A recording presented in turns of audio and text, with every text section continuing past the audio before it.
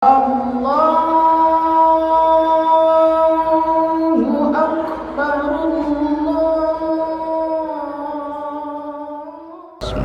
Assalamualaikum warahmatullahi wabarakatuh.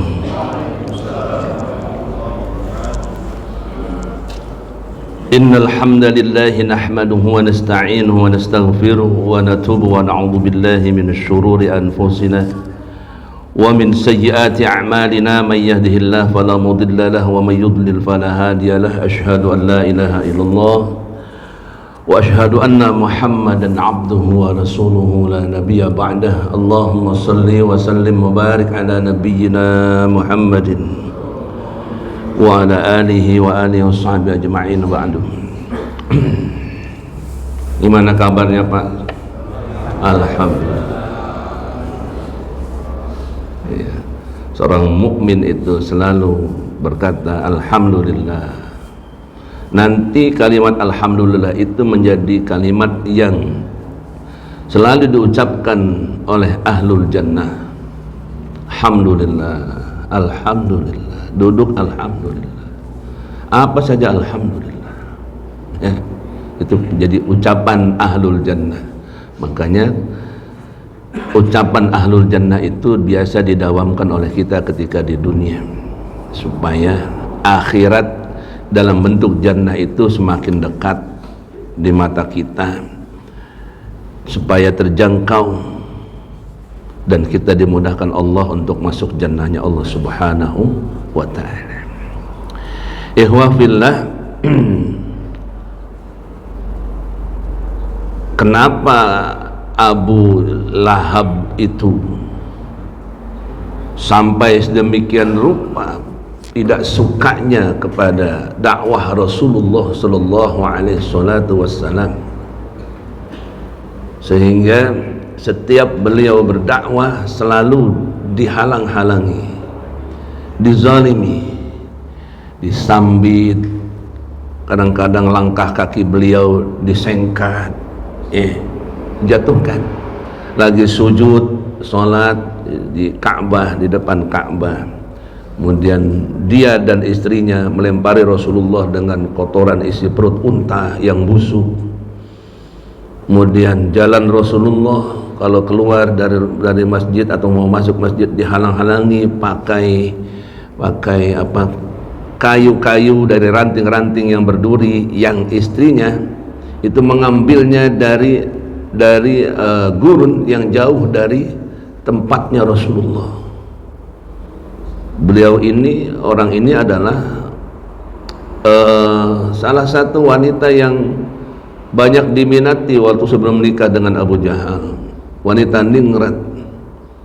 Cuma bedanya kalau dengan Khadijah radhiyallahu an, akhlak beliau Khadijah masya Allah, ya, nggak pernah nyembah berhala, nggak pernah genit, menjaga fitrahnya sebagai wanita.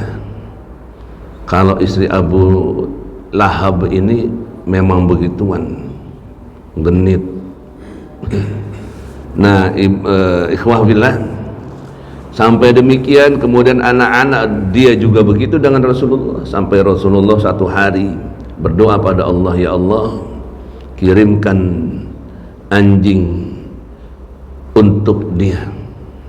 Allah, Nabi minta dikirim anjing.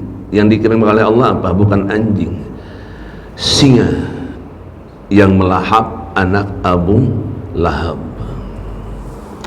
Sampai akhir dari kehidupannya tidak ada satupun dari keluarganya yang mau masuk ke dalam Islam kecuali menentang Rasulullah sallallahu alaihi wasallam.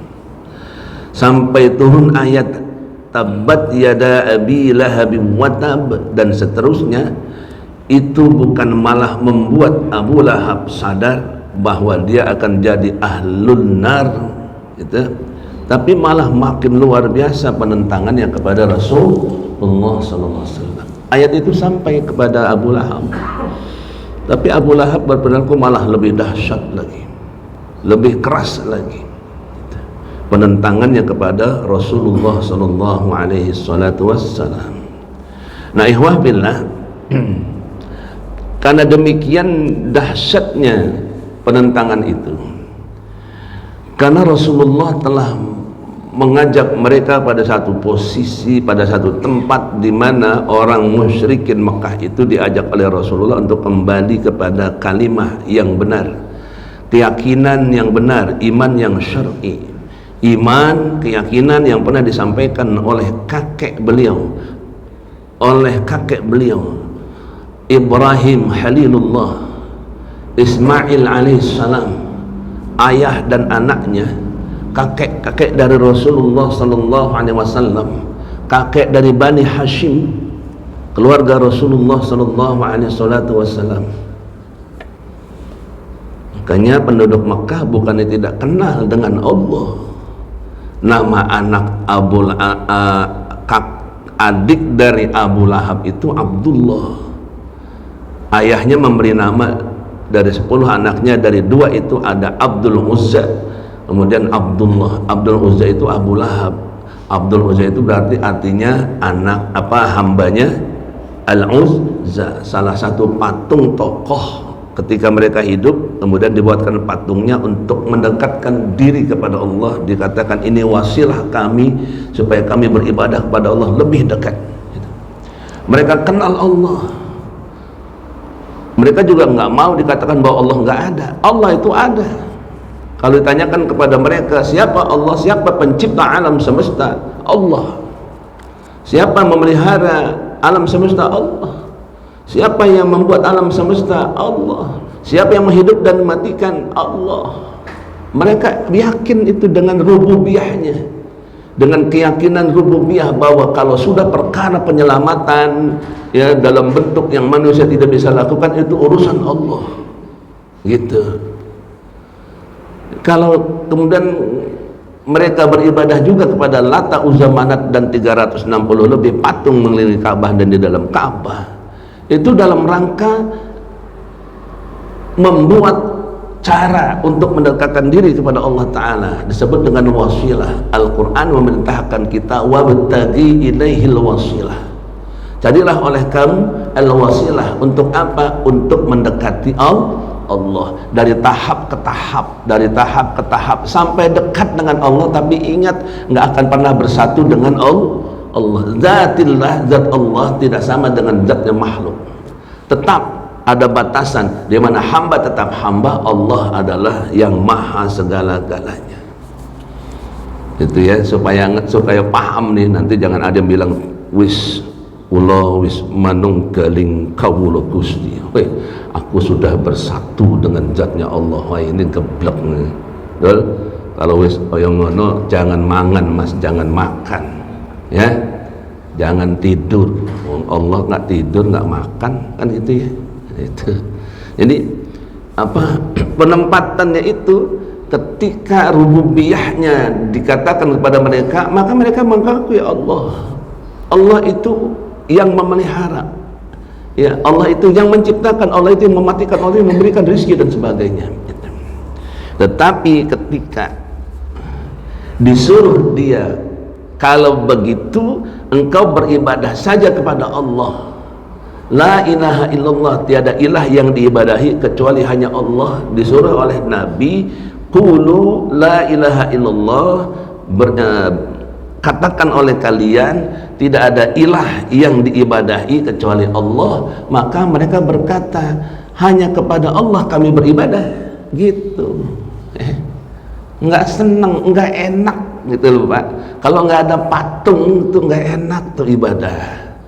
Maka beribadahlah mereka dengan ada-adakannya patung-patung tokoh-tokoh di zaman mereka waktu masih hidup. Kemudian ketika mati mereka buatkan patung-patungnya untuk mendekatkan diri kepada Allah. Awalnya sih cuma di samping dan belakang saja, tapi lama-lama dari tahun ke tahun mereka pikir ini patung makin hebat perasaan, ya, makin sakti, kayaknya ada sesuatu nih. Wah, mulai itu ya, malah ditaruhlah patung-patung tadi di samping dan depan mereka di dalam beribadah kepada Allah. Nah, kalau begini posisinya, kita akan makin dekat kepada Allah. Gitu. Ya, gitu. Lama kelamaan akhirnya apa? Mereka rukuk dan sujud di hadapan berhala dengan niatan beribadah kepada Allah, terus lewat dengan sujud dan rukuk kepada berhala tadi. Pak, ada orang pernah nanya kepada, kalau gitu Ustaz, itu kita menghadap batu besar yang namanya Ka'bah itu, rukuk dan sujud itu berarti nyembah dia dong, nyembah. Saya cuma tersenyum aja. Makanya belajar Islam dulu, jangan protes. Belajar Islam dulu yang benar, ya. Kaum muslimin itu ketika rukuk dan sujud menghadap kiblat, menghadap Ka'bah, itu bukan beribadah kepada Ka'bah. Karena dalam sebutan mereka tidak ada niat untuk beribadah kepada Ka'bah, nggak ada. Yang ada adalah ucapan menghadap kiblat karena Allah Subhanahu wa ta'ala, salatnya bareng-bareng menghadap kiblat, menghadap Ka'bah, itu bukan beribadah kepada batu. Nah, ya. Jadi ada pemahaman yang harus dipahami oleh kita juga, jangan sampai salah bahwa kita ke Makkah nanti ketika kita sholat 2 rakaat atau keliling Ka'bah, tawaf dan lain sebagainya, ketika memegang Ka'bah, jangan pernah berpikir bahwa kita beribadah kepada Ka'bah. Nggak boleh, syirik kepada Allah. Ya, jangan seperti kaum musyrikin Makkah, ya. Nah, begitulah kondisinya. Secara rububiyah mereka beribadah kepada Allah, ya, ngakui Allah, tetapi peribadatan mereka itu mereka bilang tidak afdol dan tidak utama kalau tidak didampingi berwasilah kepada patung-patung tadi. Ini pernah saya sampaikan pada sebulan yang lalu, ya. Dan merangka sekarang pengantar, sekarang kita jelaskan sedikit, ya. Jadi ketika disampaikan kepada Abu Lahab paman Nabi, namanya Abdul Uzza, ayahnya Abdullah. Abdul Muthalib memberikan nama Abdul Uzza, yang satu Abdullah, yang satu hamba Allah, ayahnya Nabi, yang satu Abdul Uzza, ayahnya anak-anaknya Abdul Uzza itu yang memusuhi Rasulullah SAW. Dua, berarti Abdul Muthalib memang benar-benar asli, dia mengikuti apa yang sudah disampaikan orang-orang sebelumnya yang telah merubah ajaran Ibrahim alaihissalam dan Ismail alaihissalam supaya mereka beribadah bukan hanya kepada Allah tapi dibuatlah patung-patung. Maka dinamakan anaknya Abdul Uzza dan Abdullah, gitu. Jadi kalau ada yang bilang Abdul Muthalib itu Islam, ya dalilnya dari mana? Tidak ketemu. Anaknya saja Abdul Uzza namanya, ya, dan Abdullah, berarti dia itu adalah orang yang syirik kepada Allah Ta'ala. Ketika Rasulullah dizalimi oleh penduduk Mekah dari gelar Al-Amin menjadi Al-Majnun, orang yang gila, Al-Kadzab, tukang bohong. Tukang bohong tuh. Sekarang tukang bohong makin banyak aja, Pak. Masya Allah, hati-hati ya. Kalau nerima undangan ternyata dibohongi, hati-hati ya. Nanti nyesel. Oh, ternyata joget-joget sama Inul Daratista, bukan istighosah, kan gitu misalnya, ya. Kan hati-hati tuh, Pak. Makanya lihat dulu siapa yang melaksanakan, cek dulu, jangan sampai nonton Inul Daratista jadinya niatnya istighosah, dapatnya jogetan Inul, ya. Jadi Bapak rahimani wa rahimakumullah, sedemikian kuat perlawanan dari kaum musyrikin Makkah, dari Al-Amin Rasulullah, dari usia muda sampai usia 40 tahun, kemudian Rasulullah mendapatkan gelar Al-Amin. Sebelumnya karena amanahnya beliau luar biasa, nggak ada penduduk Mekah yang tidak kenal Muhammad SAW dengan perangai kecuali perangai yang lembut, santun, ya, kata-katanya enak didengar dan ucapannya benar. Kalau dia berkata A, maka nantinya A. Titipkan barang kepada Muhammad, maka Muhammad SAW, maka pulangnya akan tetap dalam bentuk yang dititipkan, tidak akan pernah kurang. Jadi di zaman Nabi tidak perlu KPK. Nah gitu ya. Sekarang ada KPK juga percuma aja, ya. Makin banyak aja itu korupsi, ya. Masya Allah, nah, luar biasa, ya. Jadi saudaraku,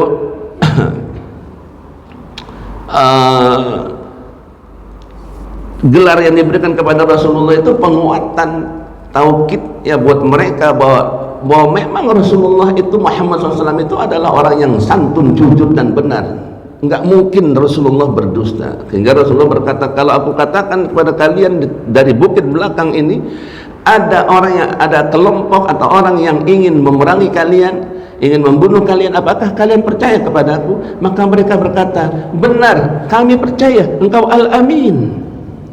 Engkau tidak mungkin berdusta. Kata Nabi, maka oleh sebab itu sekarang aku katakan, aku adalah Abdullah, abduhu wa rasuluhu, aku adalah hamba Allah dan Rasulnya. Maka mereka katakan, kadzab engkau, bohong engkau. Gitu ya. Perkara diajaknya penduduk Makkah saat itu untuk kembali kepada Allah adalah perkara yang berat, karena bukan puluhan tahun masa periode sampai Nabi Muhammad SAW, masa kenabian kosong dari Ismail alaihissalam kepada Rasulullah itu 500 tahun, panjang sekali Pak ya. Tetapi dengan seperti itu kemudian mereka mulai kehilangan informasi yang mereka serap selama ini ya, dari bersih kemudian remeng-remeng kemudian gelap ya, jadilah agama tauhid didampingi dengan patung-patung. Mereka masih tahu, mereka masih ada yang mengenal ya, terutama orang-orang yang tua di antara mereka itu tahu bahwa Ibrahim alaihissalam, kakeknya dari Bani Hashim itu ya, menitipkan Ka'bah buat mereka, bukan untuk acara-acara yang mereka buat sekarang, karena mereka tahu enggak mungkin Ibrahim lari-lari keliling Ka'bah sambil telanjang, sambil menempelkan darah, menempelkannya ke tembok-tembok. Tidak mungkin Ismail alaihissalam itu seperti itu, enggak mungkin. Jadi dari apa yang mereka paham bahwa Ibrahim adalah seorang utusan Allah, Ismail adalah utusan Allah, tidak mungkin membuat hal-hal yang tidak benar. Sama seperti mereka bilang kepada Rasulullah Al-Amin. Makanya Pak gini, kalau ada Rasulullah kemudian sholat di depan Ka'bah sebelum diangkat jadi Rasul, maka orang-orang penduduk Mekah diam, nggak ada masalah, sholat biarin aja. Walaupun Nabi tidak lagi nengok kepada patung, kemudian hanya beribadah hanya kepada Allah, mereka tidak malah ya. Tetapi ketika diajak kepada mereka, qulu, katakan oleh kalian mulai hari ini la ilaha illallah, bahwa tidak ada ilah yang diibadahi kecuali hanya Allah, maka buat mereka itu seperti sambar petir, tamparan yang keras sekali. Dihajar mereka dengan ingatan bahwa kembalilah kepada agama Ibrahim wa Ismail. Itu apa itu? Beribadah hanya kepada Allah. Maka Nabi Muhammad saat itu sholat biasa, nggak ada masalah. Tetapi ketika berkata tadi la ilaha illallah, kembali pada la ilaha illallah, maka mereka bilang gila lu, gitu, kadzab engkau, gitu ya. Abu Lahab nyambiti Nabi, kakinya sampai berdarah-darah, dan semenjak itu dia tidak pernah menzalimi, selalu saja ada ikhtiar untuk menghalangi dakwah Nabi Muhammad sallallahu alaihi wasallam, sehingga timbullah ayat tabbat yada abi lahab. Ihwabillah, tauhid itu orang Arab sangat kenal dengan kalimat-kalimat yang akan membuat mereka, kalau mereka ikut berarti mereka harus serius, karena tauhid itu kalimatnya adalah menunggalkan atau mengesahkan sesuatu, ahadan ya. Asal katanya yuwahidu tauhidan, wahada yuwahidu tauhidan. Kalau wahid itu satu ya, tapi kalau tauhidan engkau menjadikan satu-satunya. Perintahnya begitu, amarnya begitu. Maka ketika mereka disuruh mengucapkan la ilaha illallah, tiada ilah yang diibadahi, mereka paham.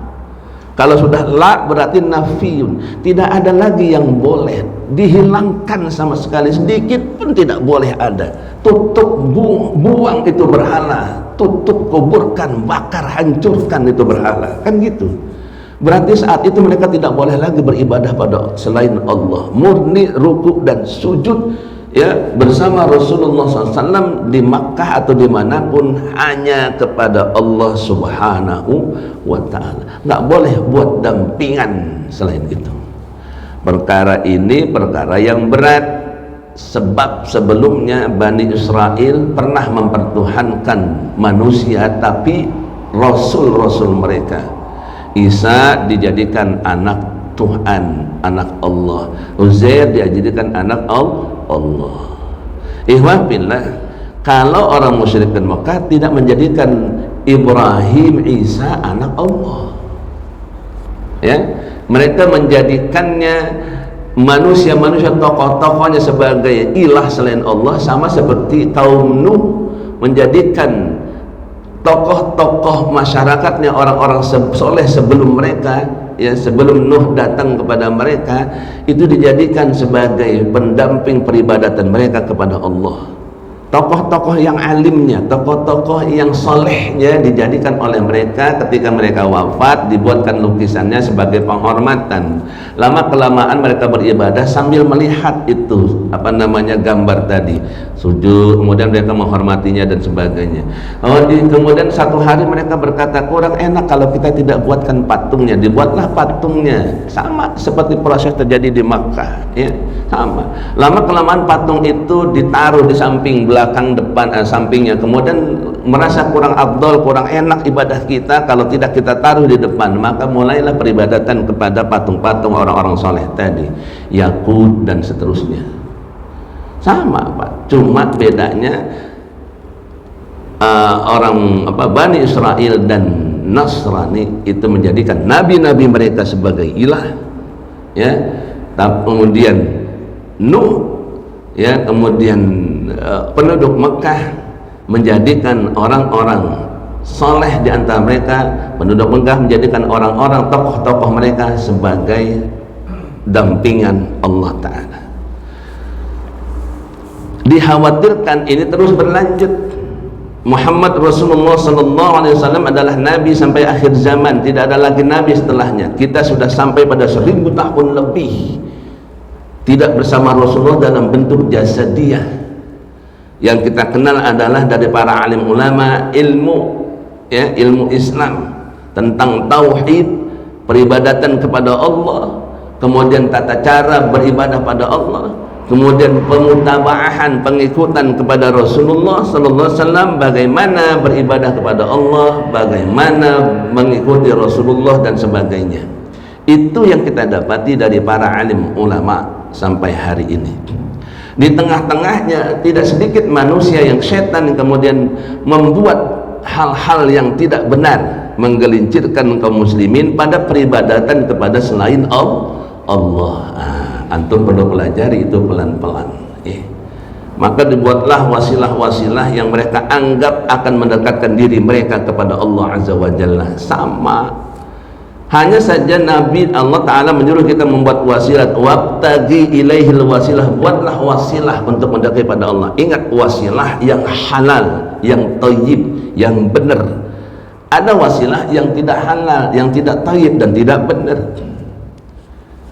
Nabi mencontohkan wasilah supaya kita lebih dekat kepada Allah, ya, supaya kita lebih dekat kepada Allah. Salah satunya adalah salat sunnah malam, tahajud, wa minal laili fatahajjad bihi nafilatan laka asa, dan seterusnya, untuk mendekatkan diri kita kepada Allah.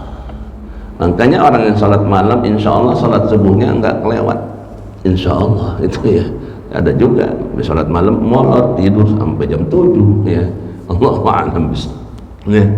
Jadi dibuatlah wasilah tadi, salat itu diniatkan untuk wasilah supaya kita lebih dekat kepada Allah. Sedekah wasilah, mendidik anak-anak kita jadikan wasilah supaya dekat dengan Allah, menuntut ilmu jadi wasilah supaya dekat dengan Allah. Semua amalan-amalan salat tadi adalah amalan-amalan yang halal dan thayyib, yang dibolehkan untuk dijadikan wasilah. Apa yang diharamkan? Yang diharamkan tadi peribadatan kepada tokoh-tokoh yang masih hidup atau yang sudah wafat, nggak boleh, ya, nggak boleh. Minta didoakan kiai, mangga, karena kiai doanya insya Allah makbulin, insya Allah. Maka Pak Kiai doain dong, boleh, silahkan. ya. Tapi beribadah kepada para kiai enggak boleh. Apa bentuk ibadah itu? Bentuk ibadah itu adalah mentaati kepada mereka dalam hal-hal yang bertentangan dengan Al-Quran dan Sunnah Nabi. Enggak boleh. Kenapa? Kalau dalam bentuk seperti itu, mulai itu jatuhnya kepada pengkultusan orang-orang saleh. Lama-lama nanti kalau sudah wafat, rame lagi ceritanya. Ya, antum banyak lihat itu ya di media massa, medsos dan sebagainya. Ya. Jadi ikhwah fillah, kembali kita kepada kenapa kaum musyrikin Mekah begitu kokoh. Ya. Mereka mengakui secara rububiyah bahwa Tuhan yang bernama Allah itu ada, dan memang mereka diakui oleh mereka bahwa mereka Allah itu menguasai segala sesuatu, menghidupkan, mematikan dan sebagainya. Ya, kalau ditanya kepada mereka Allah, ya, ketika Ka'bah hendak dihancurkan, Abraha berkata kepada Abdul Muttalib, kakek Rasulullah. Abdul Muttalib bilang, Abraha, itu domba-domba sama onta yang kau rampas itu 100 ekor melangin. Abraha ketawa, ini ada aki-aki bawa tongkat nuding-nuding kan gitu ya. Dia berkata, wahai Abdul Muttalib, engkau kan penjaga Ka'bah, maka aku tanya, hanya inikah yang kau perlukan? Iya, itu hartaku, itu dombaku, kembalikan. Kata Abraha, nih ambil dombamu. Lalu bagaimanakah dengan Ka'bah yang hendak dihancurkan oleh Abraha tadi? Kata Abdul Muttalib, apa? Dengan keyakinan yang luar biasa, kata Abdul Muttalib, kalau bicara soal Ka'bah, biarlah Tuhannya Ibrahim dan Ismail yang akan melindunginya. Tuh, itu rububiyahnya benar, nggak salah. Ya, pengakuan bahwa Allah itu yang bisa melindungi, menyelamatkan itu benar, dan itu terjadi pada diri Abdul Muttalib. Ya. Tapi ketika waktu kembali pada Allah, tar dulu, gitu ya. Sekarang pun banyak yang seperti itu ya. Nah, ikhwah fillah, dalam sebuah hadis sebutkan bahwa di saat Nabi Shallallahu Alaihi Wasallam bertemu dengan Mu'adz bin Jabal ya di Yaman, Nabi bersabda, innaka ta'ti qauman ahla kitabin falyakun awwala ma tad'uuhum ila ay wahhidu Allah Ta'ala. Engkau akan mendatangi suatu kaum dari ahlul kitab, maka hendaklah yang pertama kali engkau dakwahkan, ajak mereka adalah agar mereka mentauhidkan Allah Subhanahu wa Ta'ala. Ya. Bukan saja menawarkan mereka pada rububiyahnya Allah, tapi mentauhidkan ya, langsung kepada uluhiyahnya Allah, asma wa sifatnya Allah, wujud qidam baqau dan seterusnya, dijelaskan dalam bentuk satu kalimat, la ilaha illallah, ucapkan oleh kalian tiada ilah yang diibadahi kecuali Allah.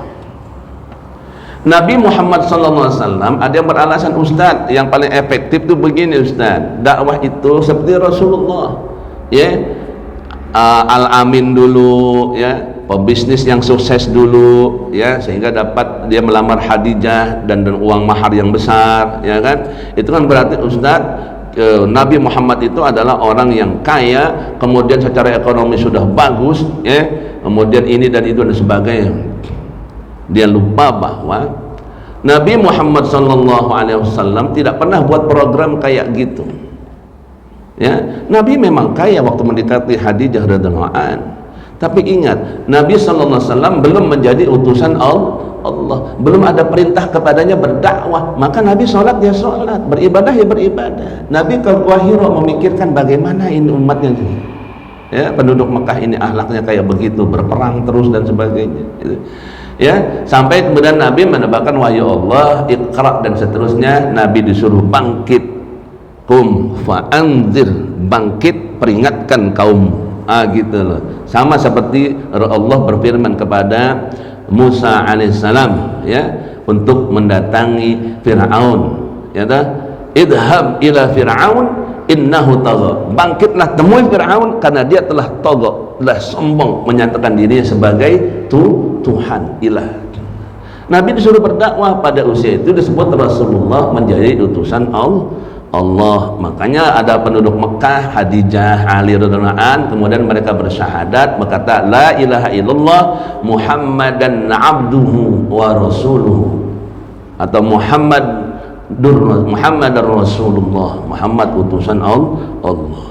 Masuk ke dalam Islam, meninggalkan sesuatu yang tidak diyakini, yaitu atau menjauhkan diri dari perkara-perkara selain Allah Ta'ala untuk diibadahi. Nah, kembalinya ini kepada tauhidullah ini perkara yang berat buat penduduk Mekah. Nah, Rasulullah ketika mereka berkata kepada penduduk di bersama sahabatnya ini, diajaknya mereka untuk kembali pada Allah, karena mereka tahu sebelum mereka beribadah kepada para nabi. Dijelaskan. Jadi bukan ujuk-ujuk kemudian Ustaz kalau gitu kita buat dulu kekuatan ekonomi dan sebagainya, nanti mereka akan ikut kita. Saya bukan menentang Pak, enggak pernah ada cerita itu di dalam dakwah Islam. Dulu waktu zamannya Ijmi, Fadil Muhammad berkata kayak gini, kita akan buat kekuatan ekonomi kaum muslimin, ya, nanti kalau sudah kuat ekonominya baru kita sampaikan Islam ini. Wah, hebat. Sekarang apa? Boro-boro, ya dah? Baitul mal hilang dari peredaran, betul? Ya, bisnis-bisnis Islam juga nggak ada yang nongol dan sebagainya. Kenapa? Memang bukan itu caranya. Caranya adalah sampaikan seperti apa yang Rasulullah sampaikan. La ilaha illallah, tiada ilah yang ibadah kecuali Allah. Sampaikan dengan kalimat lembut, dengan kalimat yang santun, dengan pengertian yang mudah dan sebagainya. Contohkan kepada mereka, gini loh ibadah. Baru contohkan akhlakul karimah. Inilah orang-orang yang bertauhid pada Allah, akhlaknya kayak gini. Enggak ngemis-ngemis, enggak minta-minta, enggak korupsi, enggak zina, enggak nyanyi di kafe, gitu. Baru orang kafir melihat tuh orang Islam yang Tuhannya hanya Allah tadi, begitu tuh sikap hidupnya. Jadi di depannya adalah tauhid yang mereka kenal. Efeknya adalah santun, amalnya bagus, amanah, tidak korupsi, kan gitu. Kan nggak enak jadi kiai tapi ditangkap KPK. Apa kata mereka? Jelek kan? Nggak enak Pak. Ya. Jadi na'udzubillahi min dzalik, saudara tuh. Jadi ada pemahaman yang salah. Kita memulai dari material, dari harta dan benda, bukan dari keyakinan. Siapa? La ma'budu bihaqqin illallah, la ma'budu bihaqqin. Tidak ada yang diibadahi kecuali dengan benar kecuali hanya Allah. Itu bekal awal buat seorang mukmin tetap konsisten dan istiqomah memegang al-Islam. Itu bekal awal. Di depan, di tengah, di belakang. Soal ekonomi ngikut sendiri, soal kekuatan ngikut sendiri. Lihat dakwah Rasulullah. Apakah Rasulullah punya kekuatan perang sebelumnya? Tidak. Tapi disampaikan la ilaha illallah, kekuatan perang menyusul. Ketika jumlahnya berada, sumbangsi kaum muslimin bertambah dan sebagainya. Ketika musuh menyerang, Rasulullah sudah siap menangkal mereka. Walaupun pada awalnya ya jumlahnya tidak banyak, ya 300 melawan 3000 misalnya. Tapi kekuatan yang dilandasi dengan keyakinan la ilaha illallah. Kita buat yang gede-gede, wah ekonomi Ustaz gini dan sebagainya. Bukannya salah, tidak. Berulang lagi sejarah, ntar juga hilang lagi yang kayak gitu mah. Tapi ingat, dakwah la ilaha illallah sampai hari ini tidak pernah bergeser, tidak bisa ditutupi kecuali makin berkembang. Betul?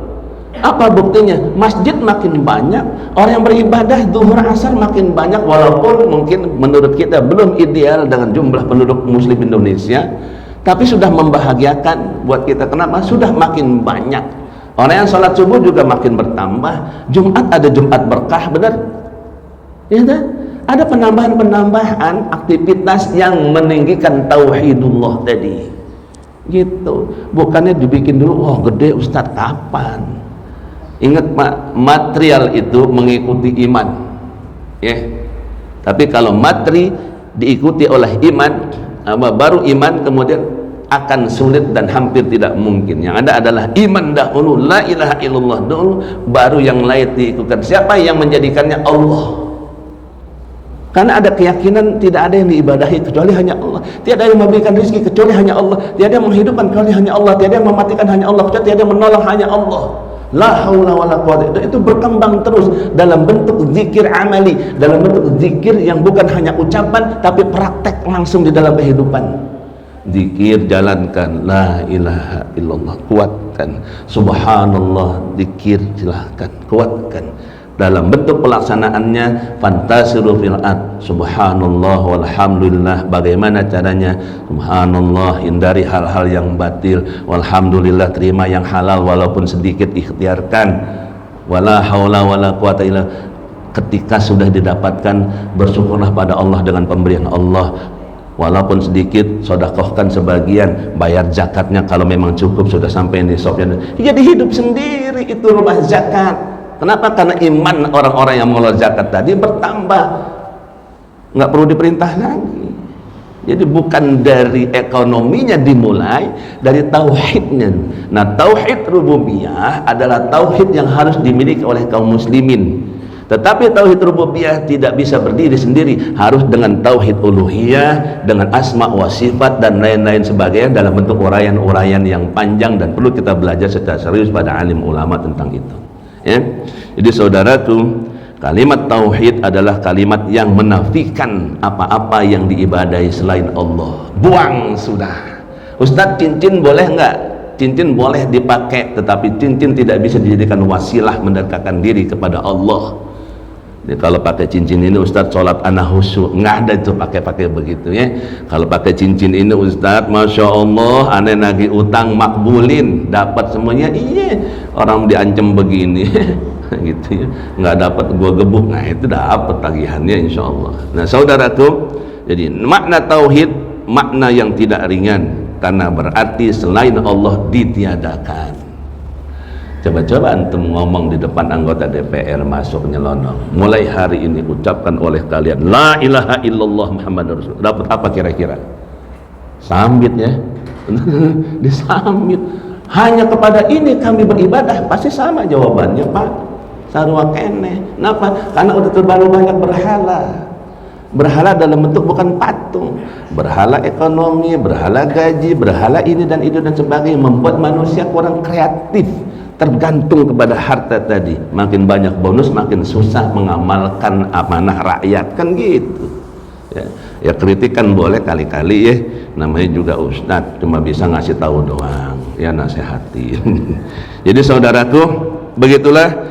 Maka hendaklah kemudian apa yang disampaikan oleh Nabi SAW, fada'uhum ila syahadati alla ilaha illallah wa anni rasulullah. Maka hendaklah kamu mengajak mereka supaya mereka bersaksi bahwa tidak ada ilah Tuhan yang berhak diibadahi melainkan Allah, dan bahwa aku adalah utusan dan hamba Allah Subhanahu wa ta'ala.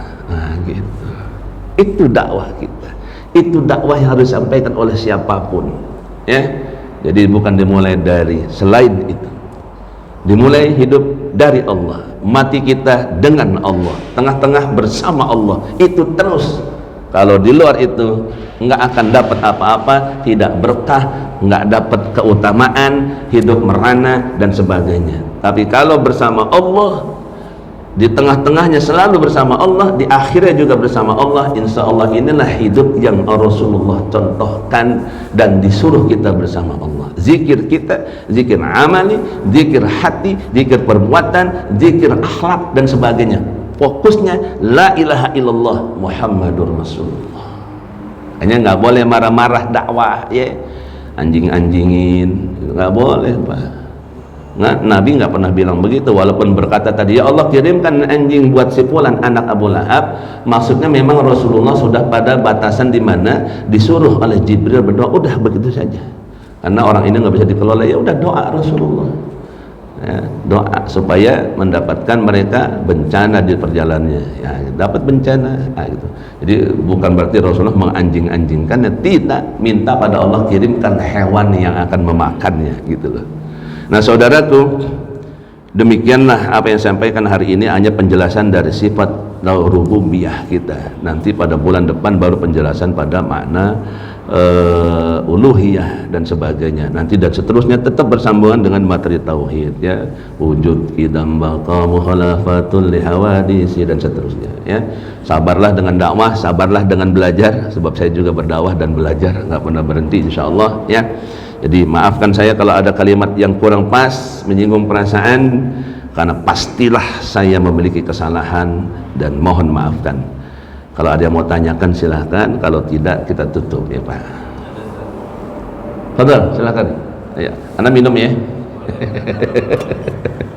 Santai aja.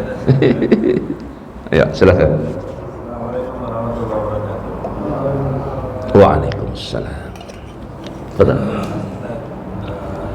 Setiap kajian ini tauhid insyaallah akan menguatkan tauhidan kita. Tapi ada mungkin beberapa hal yang perlu saya secara pribadi klarifikasi. Yang pertama mungkin karena informasi ilmu yang barangkali belum sampai. Yang pertama, kalau tadi diceritakan bahwa Abu Lahab itu diberi nama Abdul Uzza. Nah, yang memberikan nama itu tentu orang tuanya. Apakah begitu? Abdul Muthalib itu orang Hanif. Apakah sejauh itu beliau memberikan nama Abdul Uzza? Kan itu nama yang kurang begitu baik. Mohon klarifikasi penjelasannya Ustaz. Iya. Apakah memang Abdul Muthalib yang memberikan nama Abdul Uzza? Sementara pemahaman saya, Abdul Muthalib itu tetap walaupun belum ada dakwah sampai ke masa Rasulullah, tapi tetap orang Hanif kan. Hanifah muslimah wa ma'ana musyrik. Apakah sebegitu jauh memberikan nama Abdul Uzza? Dari apa yang saya paham, Abdul Muthalib tidak termasuk dalam Hanifan. Yang masuk itu Khadijah radhiyallahu an, Ali radhiyallahu an. Itu yang saya dapat. Yang gelar nama Abdul Uzza itu Ayahnya Abdul Muthalib. Itulah sebabnya pembuktian bahwa Abdul Uzza itu nama asli dari Abu Lahab. Abu Lahab itu gelar, nama panggilan. Kenapa Abu Lahab? Karena orangnya ganteng, putih bersih, kemerahan, bersinar. Lahbin tuh bersinar gitu loh Pak. Abu Lahab. ini Pak, Abdul Uzza. Uzza itu kan dewa ya. Dewa yang ada yang tadi disembah. Apakah Abdul Muthalib ini pamannya ngasih nama dewa itu? Iya. Kan Dia- sesuatu yang sedikit dipikir Nanti lu, jadi gini, apa namanya, nama Abu Lahab itu Abdul Uzza itu memang dari ayahnya Abdul Muthalib, dan itu sejarah tidak ada yang menolak itu. Hanya saja mungkin kita perlu berpikir betul kata antum, mana mungkin Abdul Muthalib itu memberikan namanya. Ternyata iya, berarti Abdul Muthalib bukti terhadap akhir dari kehidupannya nggak mau masuk ke dalam Islam. Betul? Betul toh? Ya kan, sejarah membuktikan itu gitu loh, ya kan? Engkau silahkan apa namanya, biarkan aku bersama kaumku, ya kan? Maksudnya bersama budaya yang ada. Jadi kita bisa ngerti bahwa bagaimanapun Abdul Muthalib tidak menyatakan bahwa dia penyembah berhala secara langsung, tetap kekuatan hatinya tetap miring pada budaya yang ada. Banyak di tengah-tengah kita yang seperti itu sampai hari ini ya. Contoh-contoh kayak gitu banyak itu. Anaknya ada yang Nasrani, bapaknya Islam, ke masjid, betul. Tapi kalau tanya kenapa anak-anak Kristen, ya biarlah, ini kan masalah hidayah. Alasannya gitu, ya kan? Memang begitu.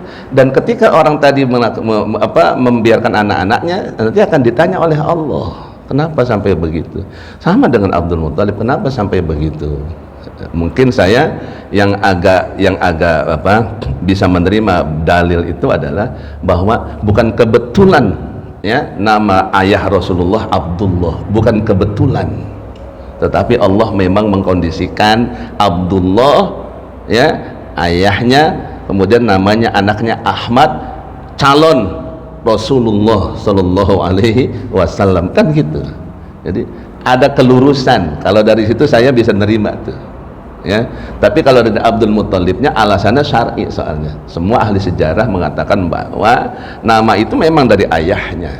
Berarti nama yang memiliki, sama aja kita kan kalau ngasih nama anak berarti dari kebiasaan kita dan agama kita gitu kan.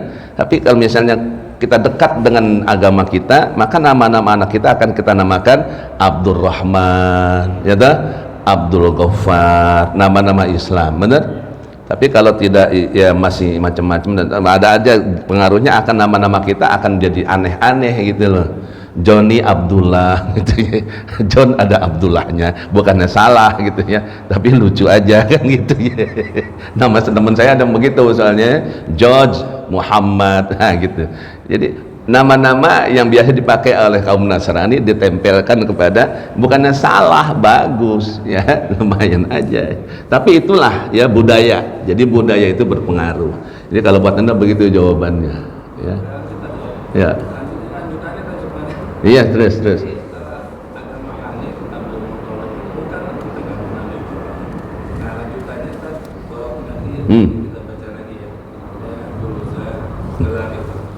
kedua, ini terkait dengan la ilaha illallah Muhammadur Rasulullah. Nah, apakah ketika tadi periode 40 tahun, ya kan, ini sudah Rasulullah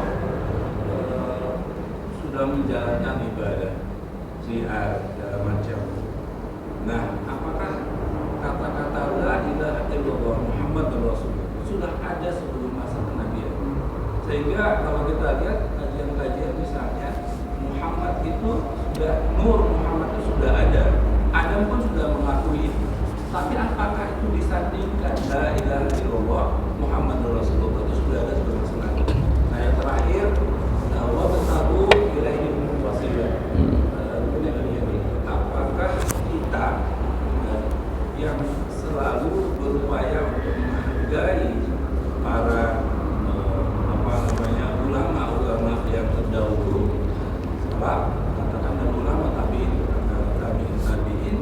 kita menghadiahkan sesuatu buat mereka, katakan Al-Fatihah, apakah itu juga sebagai dari wa tabu ilaihi wasilah? Mungkin itu kasih sebagai. Ya.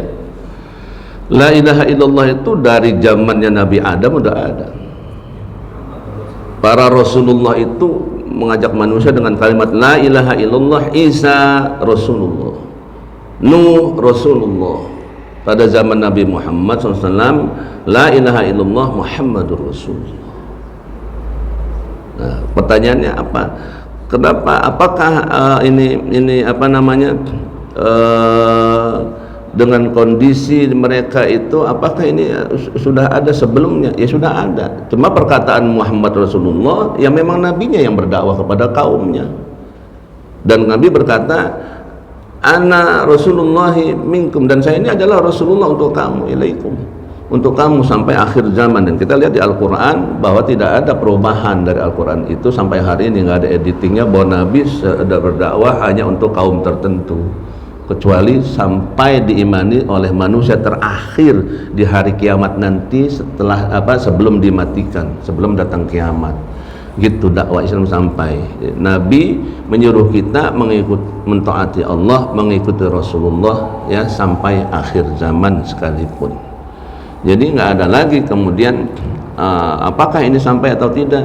Ya Nabi hanya disuruh menyampaikan penjelasan. Kemudian sikap hanif itu, lurus itu adalah tidak beribadah kepada selain Allah walaupun Nabi belum datang. Khadijah melakukannya, Ali radhiyallahu anhu melakukannya.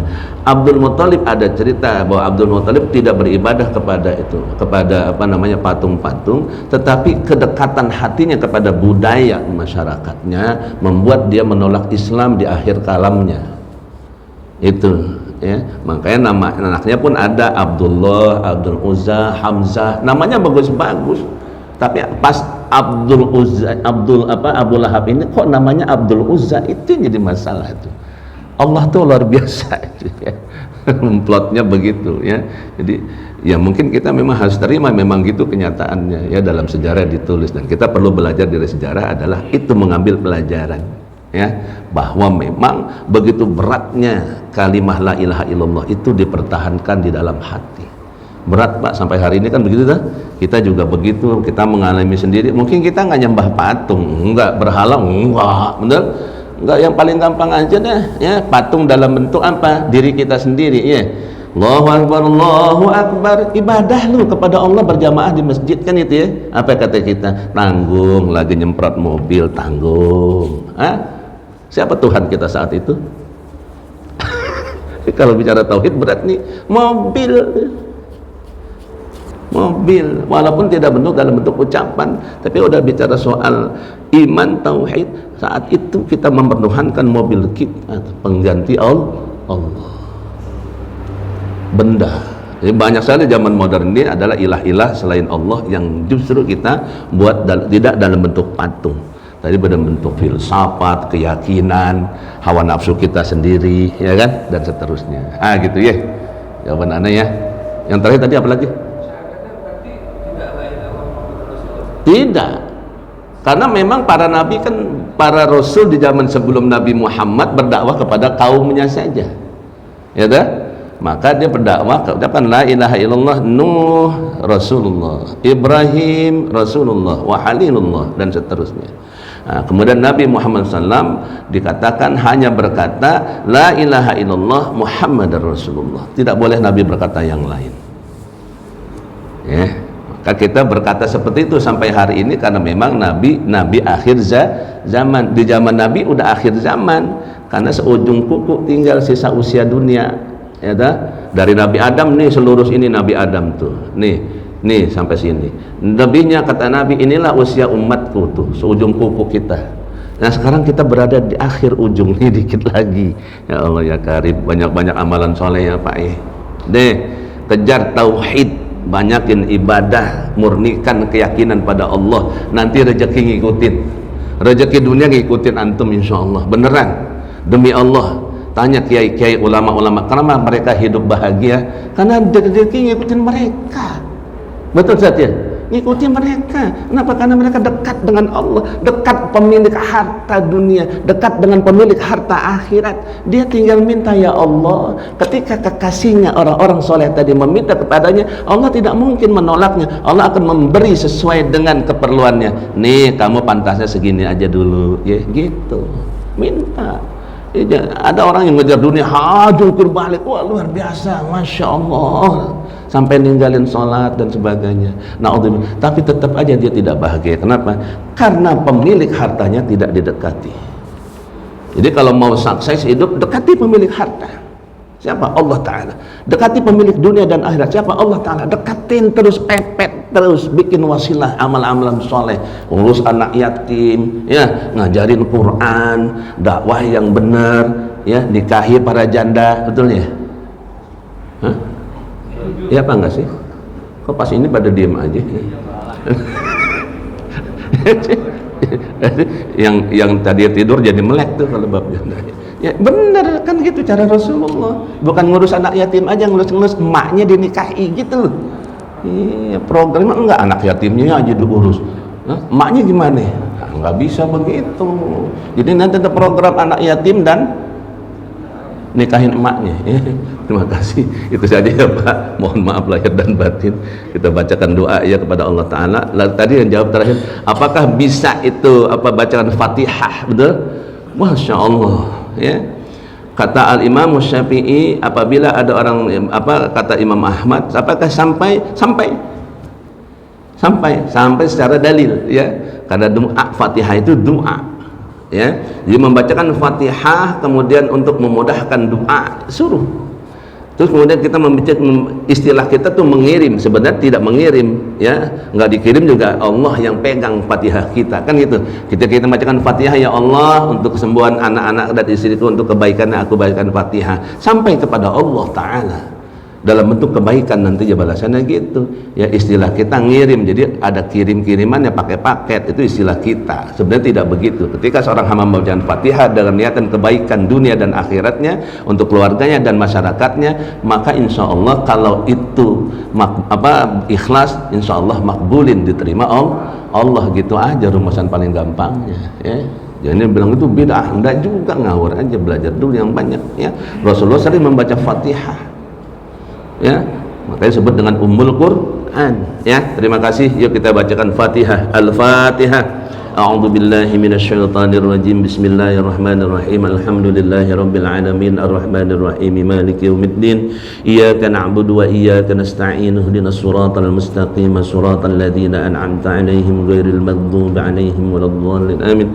Hamdan syakirin hamdan mubarakan fihi. Allahumma shalli wa sallim ala nabiyyina Muhammad wa ala ali nabiyyina Muhammad. Allahumma ighfir lil mu'minina wal mu'minat, muslimina wal muslimat, al ahya'i minhum wal amwat, innaka syari'un qaribun mujibud da'wat wa ya qadil hajat. Allahumma arinal haqqa haqqan warzuqna ittiba'ah wa arinal batila batilan warzuqna ijtinabah. Allahumma nas'aluka ilman nafi'an wa rizqan thayyiban wa amalan mutaqabbala. Rabbana atina fid dunya hasanah wa fil akhirati hasanah wa qina adzabannar. Walhamdulillahi rabbil alamin. Terima kasih akhirul kalam. Subhanakallahumma wa bihamdika asyhadu an la ilaha illa anta astaghfiruka wa atubu ilaik. Assalamualaikum warahmatullahi wabarakatuh.